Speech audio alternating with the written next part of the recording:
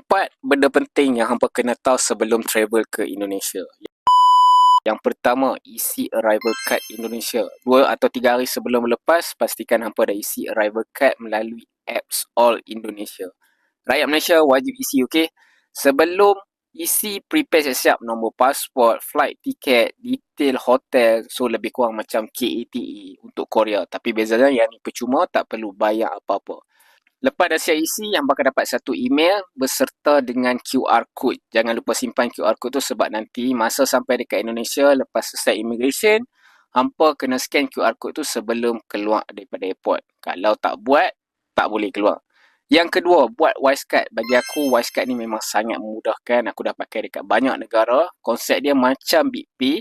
Cuma top up dekat dalam apps. Kemudian dah boleh pakai lah. Dia punya conversion fee pun lebih murah berbanding kalau kita pakai credit card ataupun debit card. Ataupun hampa boleh pakai Touch and Go e-wallet untuk scan. Dekat sana kita panggil QRIS. So boleh lah nak scan kan, sama je.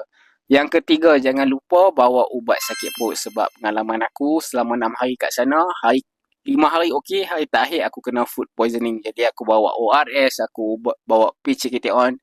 Alhamdulillah benda tu sangat membantulah. Jangan expect perut kita boleh tahan dengan makanan dekat sana. Prepare siap-siap ubat-ubat. Takut nanti kena cerit-berit, dehydrate, benda tu membahayakan kesihatan. So prepare, okey? Yang keempat ataupun yang terakhir, shopping dekat Indomaret. Okey, Indomaret ni dia macam 7E dekat Malaysia. Sekarang ni duit kita lebih tinggi lah compare duit Indonesia, duit rupiah. Jadi kalau nak beli souvenir, nak bawa balik dekat family, nak bawa balik dekat kawan-kawan, boleh juga shopping dekat Indomaret tu. Macam-macam ada minyak angin lah. Ada kopi dalam botol itu sangat murah, berbaloi untuk kita bawa balik sebagai souvenir untuk kawan-kawan. Okey, jadi 4 tips yang aku rasa sangat berguna ni kalau first time nak pergi travel ke Indonesia. Kalau video ni membantu, jangan lupa simpan, share dekat kawan-kawan yang tengah plan nak pergi Indonesia dan follow untuk banyak tips travel lagi. Thank you.